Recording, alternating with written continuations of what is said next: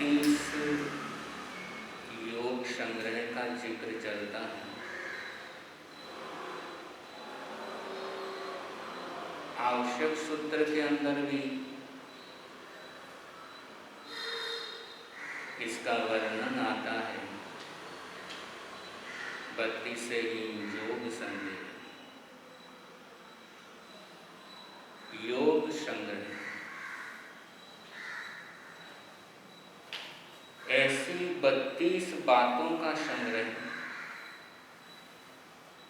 ऐसी 32 चीजें जिनसे जीवन बहुत ही सुंदर बन सकता है। और उन 32 बातों का सिलसिलेवार आप लोगों के समक्ष वर्णन किया जाएगा। एक एक बात जीवन निर्माण में सहयोगी बन सकती है यदि उसका हम आचरण करते हैं। पहली जिस बात का जिक्र हुआ है वो है आलोचना।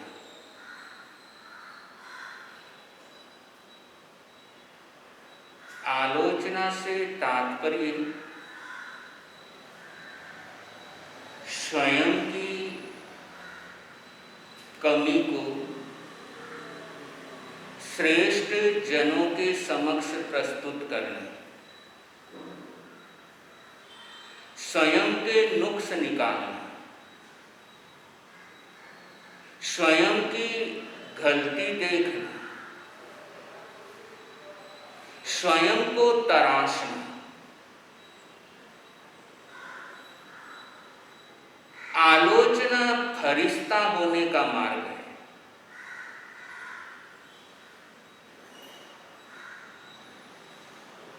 आलोचना ये निर्दोष होने का मार्ग है।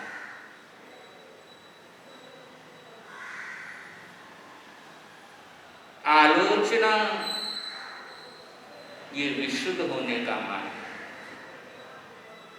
जो निर्दोष हो गया वो सुखी हो गया, यानी ये सुखी होने का मार्ग है।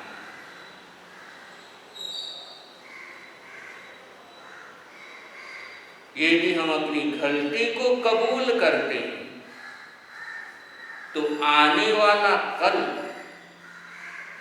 बुलबुल की आवाज के समान हमारा सुंदर हो जाता है। गलती को यदि हम स्वीकार करते हैं तो आत्मा पर लगे हुए विकार समाप्त हो जाते हैं।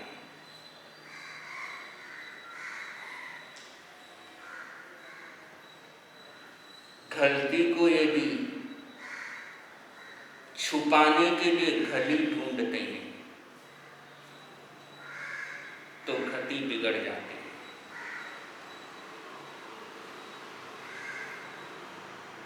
और यदि गलती को स्वीकार कर लेते हैं तो घल बन जाती है।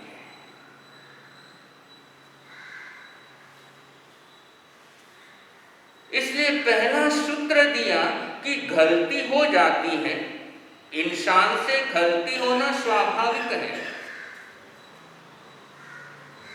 लेकिन अगर गलती हुई है, भूल हुई है, वो भूल यदि सुधारते नहीं हैं तो भविष्य के अंदर वो भूल शूल बनती है।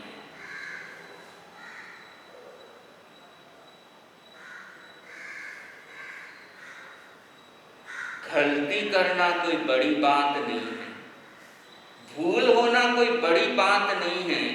बड़ी बात है भूल को स्वीकार करना।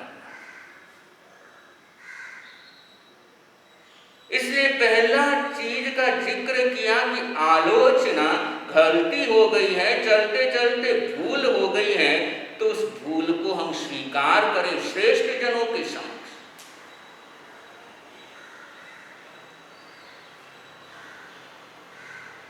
उम्र गुजार दी दूसरों के नुक्स निकालते निकालते। उम्र गुजार दी दूसरों के नुक्स निकालते निकालते। अगर इतना खुद को तराशा होता तो आज फरिश्ते हो जाते।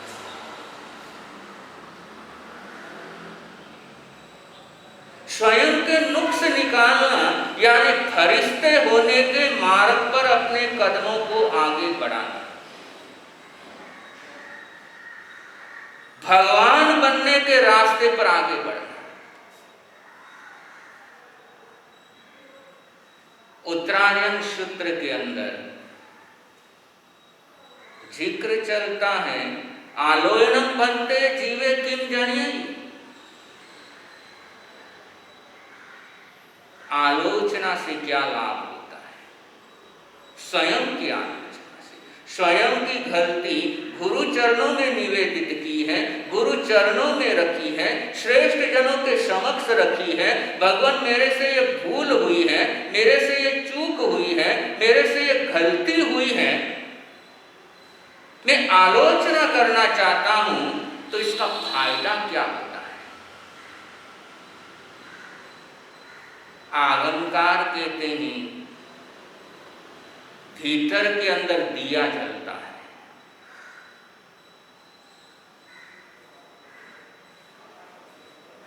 भीतर के अंदर ज्योत जलती है।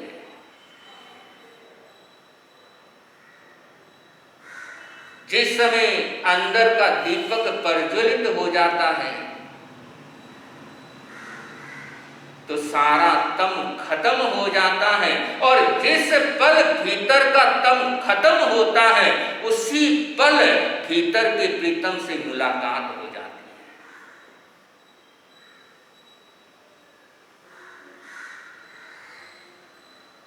और भीतर के प्रीतम से मिलन हुआ, सारे सितम खत्म हो जाते हैं।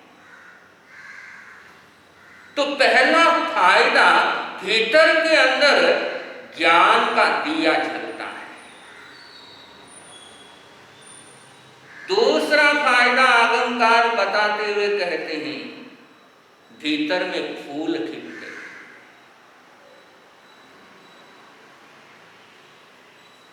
बिना कांटों वाले।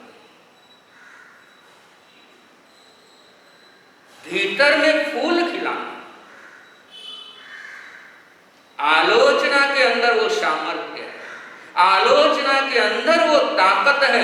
जिस पल हम आलोचना करने के लिए तत्पर होते हैं भीतर फूल खिलने प्रारंभ होते हैं।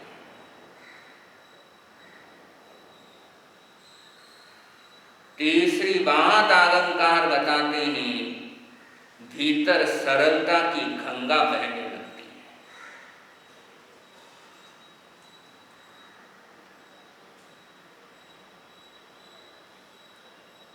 भीतर के अंदर जिस समय ज्योति प्रज्वलित हो गई, भीतर के अंदर सरलता की गंगा बहने लग गई, भीतर के अंदर सद्भावना के फूल खिलने लग गए, उस पल न कपट रहता है, न सौदेबाजी रहती है, न चालबाजी रहती है, ये सारे के सारे में अज्ञान रहता है। ये तीनों कांटे खत्म हो जाते हैं, जिसे शास्त्रीय भाषा में शल्य कह करके पुकारा। माया शल्य, निदान शल्य, मिथ्या दर्शन शल्य, ये तीनों कांटे साफ हो गए। इतनी ताकत आलोचना के अंदर है।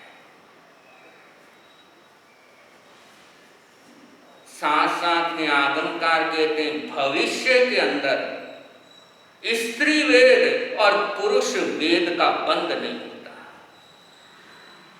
यानी भविष्य में स्त्री और नपुंसक नहीं बनते।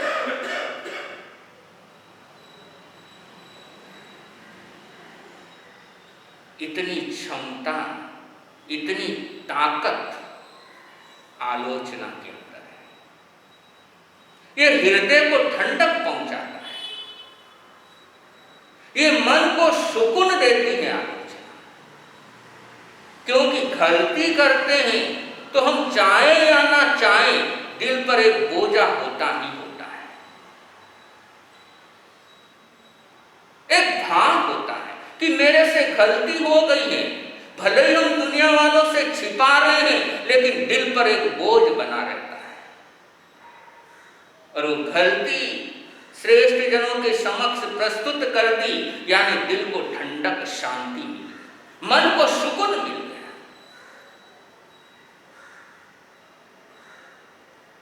और जब मन को सुकून मिल जाता है, दिल को ठंडक मिल जाती है, तो बम्पर खुशी मिलती है। कोई छोटी मोटी खुशी नहीं मिलती, बम्पर खुशी आलोचना से मिलती है। सारी रुकावटें आलोचना से खत्म होती है। आलोचना के अंदर वो ताकत है। गुरु की अदालत में किए गए पापों की यदि आलोचना करते हैं तो भविष्य के सारे रास्ते हमें खुले हुए मिलते हैं।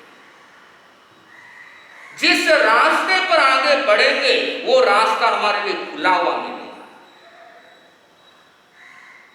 वरना अभी तो कोई भी रास्ता चुनते हैं, आगे बढ़ने का सोचते हैं, चलो इस लाइन को पकड़ते हैं, इस लाइन के अंदर चलते हैं, लेकिन थोड़ी दूर आगे बढ़ते हैं, रुकावटें शुरू हो जाती हैं। चले थे तब लगा था बिल्कुल साफ रास्ता है, आसान रास्ता है, बड़े आराम से मैं आगे बढ़ जाऊंगा, लेकिन थोड़ा सा आगे बढ़ा और कई तरह की रुकावटें सामने आ गई,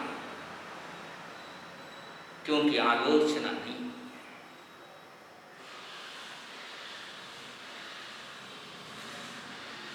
इसलिए आलोचना का इतना बड़ा महत्व है।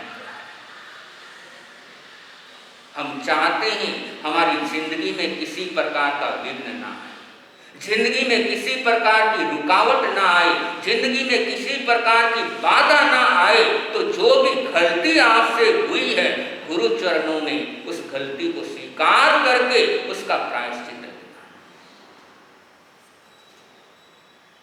और देखो, जो काम वर्षों से रुके हुए थे, वो काम कैसे संपन्न होते हैं।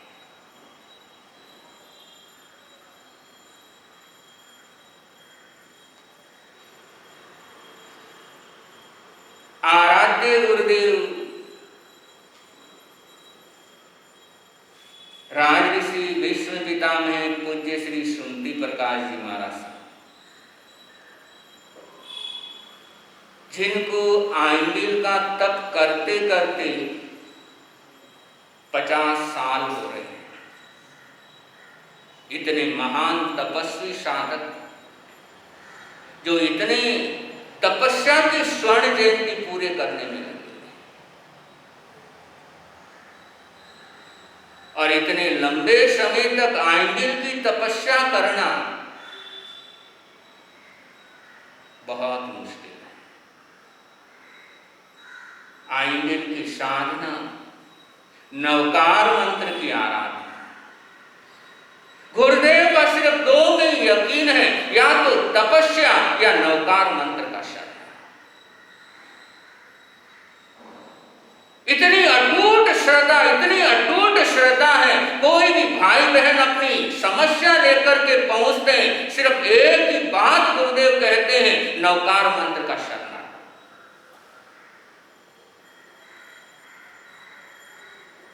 तो जिस समय आराध्य गुरुदेव विचरण करते करते मदुराई की तरफ आगे बढ़ रहे थे, तो एक बार एक शेलर में रुकने का काम हुआ।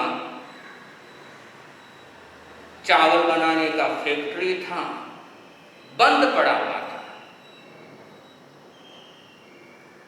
और उस फैक्ट्री के अंदर रुकना हुआ।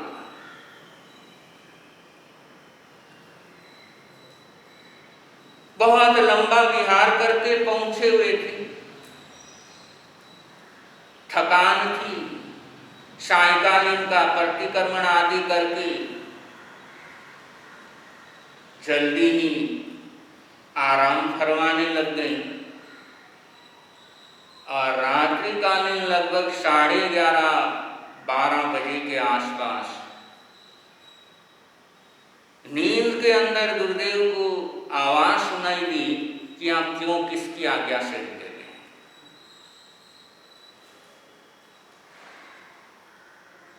गुरुदेव कहने लगे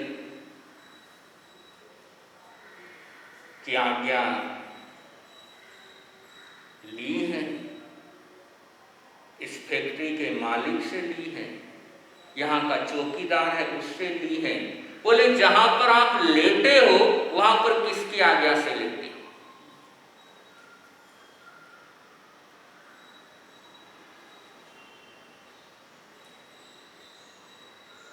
गुरुदेव ने कहा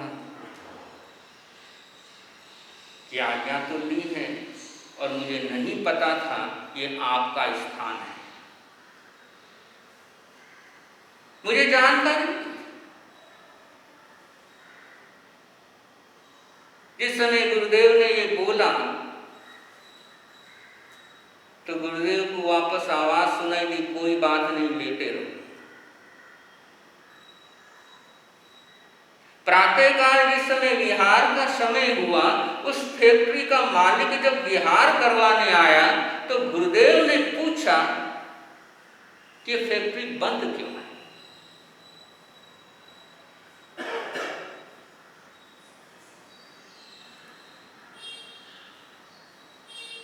फिर कहने लगा नुकसान बहुत ज्यादा हो गया। गुरुदेव ने वो आकृति बताई जो नींद में जिस व्यक्ति की आकृति दिखाई दी थी, गुरुदेव ने उससे वो आकृति बताई कि तुम इसको जानते हो क्या? और जिस समय वो हुलिया उसने सुना तो उसको लगा ये तो मेरे पार्टनर का हुलिया गुरुदेव बता।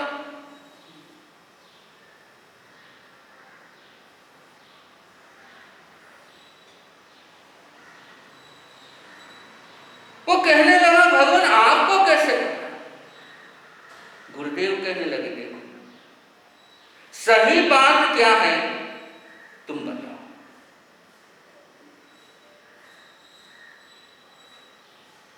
वह व्यक्ति कहने लगा गुरुदेव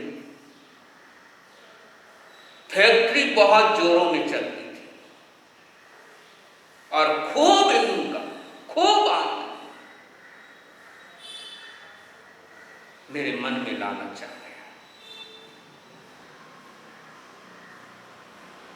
मेरे मन में लोभ आ गया, इतनी आमदनी हो रही है जिसके 2 हिस्से हो रहे हैं। और जब लालच आया तो मन में बेईमानी भी साथ में आ गई और किसी प्रकार से उसको खत्म करके मैंने इस फैक्ट्री के अंदर उसको, और उसके बाद से फैक्ट्री के अंदर जो नुकसान होना प्रारंभ हुआ, आखिर में उसको ताला लगाना पड़ा।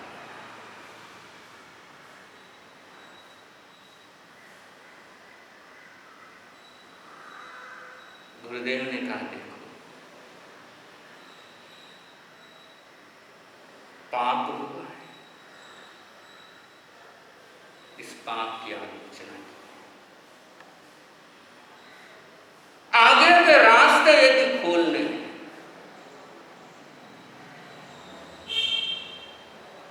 तो इसका प्रायश्चित स्वीकार करो। वो व्यक्ति कहने लगा क्या प्रायश्चित स्वीकार करूं? गुरुदेव ने कहा देखो उसके परिवार मंथली डायरेक्ट या इनडायरेक्ट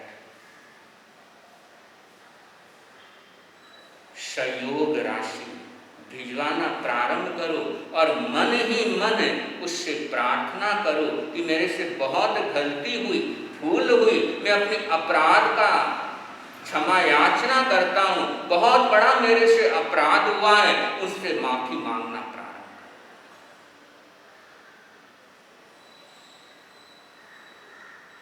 आलोचना की तरफ उसके कदम आगे बढ़े।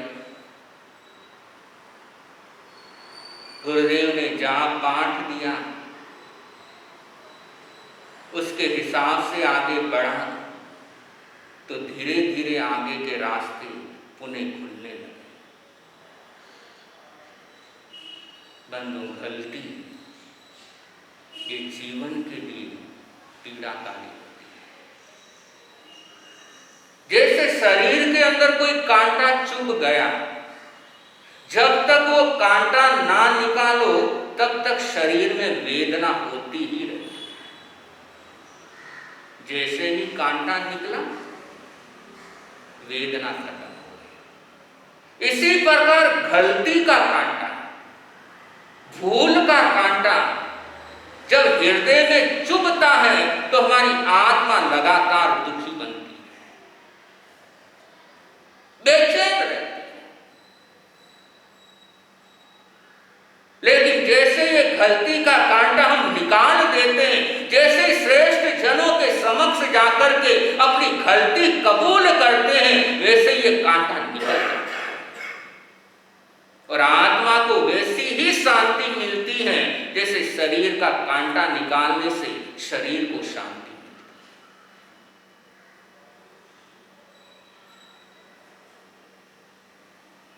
है। इसलिए जब कभी भी लगे कि मेरे से कोई गुनाह हो गया है, कोई ऐसा पाप हो गया है जो एक श्रावक को शोभा नहीं देता है, जो एक श्रावक के करने लायक कार्य नहीं है, ऐसा पाप हो गया, ऐसी कोई गलती हो गई, ऐसी कोई चूक हो गई है तो उसे छिपाओ। क्योंकि किसी कवि ने कहा है, पाप छिपाया ना छिपे, छिपे तो मोटा भाग, दाबी दूबी ना रहे, रुई लपेटी आग। कि पाप छिपाने से कभी छिपता नहीं। ठीक है, जब तक थोड़ी बहुत पुण्यवानी का उदय है तब तक भले ही वो ढका रह जाए, लेकिन रुई में आग लगी हुई कब तक ढकी हुई रहेगी? कितनी देर उसको ढक कर रखे? वो प्रकट होगी। और यदि शुरुआत में ही अगर उसकी आलोचना कर लेते हैं तो वो छोटा सा पाप वहीं पर खत्म हो सकता है।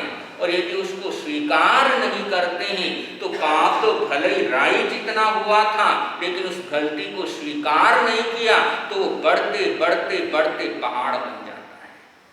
सेम आपके बिजनेस का सिस्टम, किसी को ब्याज पर रुपए दिए हैं और वो चक्रवृद्धि ब्याज चालू हो गया, कंटिन्यू 24 घंटे ब्याज चालू, और ब्याज का ब्याज, ब्याज पर ब्याज, मूल पर तो ब्याज आप लोग काउंट करते ही हो, ब्याज पर भी ब्याज काउंट करते हैं।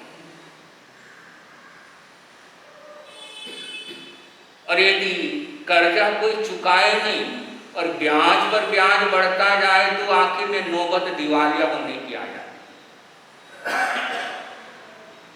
ठीक यही बात कि गलती, भूल, चूक होती है, उसके बिना आगे बढ़ना कठिन होता है। लेकिन जब लगे नहीं यार मैं श्रावक हूं और मेरे से ऐसा पाप नहीं होना चाहिए, मेरे से ऐसी गलती नहीं होनी चाहिए थी, लेकिन हो गई है, चलो गुरु चरणों में पहुंचते हैं, उनके सामने वो पाप को रखते हैं और गुरुदेव जैसा समाधान देंगे, जैसा मार्ग निर्देशन देंगे, वैसा हम आगे बढ़ते हैं। तो इससे कर्म बंधन मिल गया।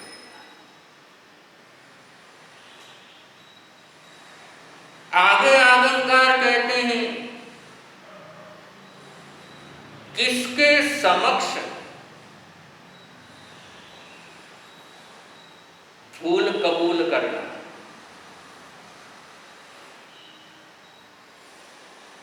किसके समक्ष अपने पाप रखना। आलोचना हर किसी के पास नहीं होती है, उसमें भी सामने वाले की योग्यता बताई है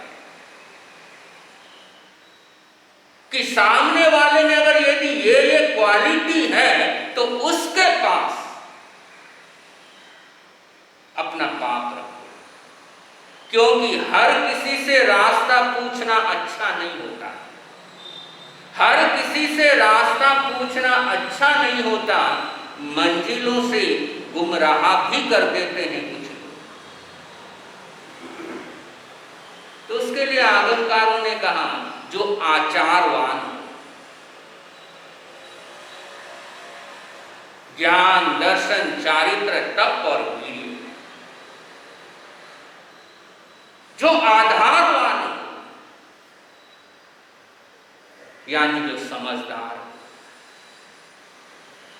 जो प्रिय धर्मा हो, जो सामने वाले में साहस उत्पन्न करने वाला, कि सामने वाला अपनी गलती लेकर के पहुंचा है तो उसके भीतर साहस उत्पन्न करता हो, कोई बात नहीं, तू बता दे, मैं तेरे साथ हूं, आगे मैं तेरा सहयोग करूंगा, जो भी पाप हुआ बोल दे, बता दे, मैं तेरे साथ हूं। तो अगले के अंदर साहस पैदा हो। तो जो अगले के अंदर साहस पैदा करने वाला हो, अगले को संभालने वाला, ऐसा नहीं कि कोई गलती बताने आया और उसे घृणा की दृष्टि से देखना, उसे हे दृष्टि से देखना, ऐसे लोगों के समक्ष आलोचना नहीं की जाती। तो ऐसे ऐसे गुण जिनके भीतर हो उनके समक्ष आलोचना की जाती। और गलती को स्वीकार कौन कर सकता है? हर कोई गलती को स्वीकार नहीं कर पाता है। अधिकांश लोग एक गलती हुई, उस गलती को छिपाने के लिए 5 गलती और करते हैं कि कहीं मेरा पाप प्रकट ना हो जाए, कहीं मेरी गलती प्रकट ना हो जाए। उस गलती को छिपाने के लिए और ज्यादा गलती करना प्रारंभ कर।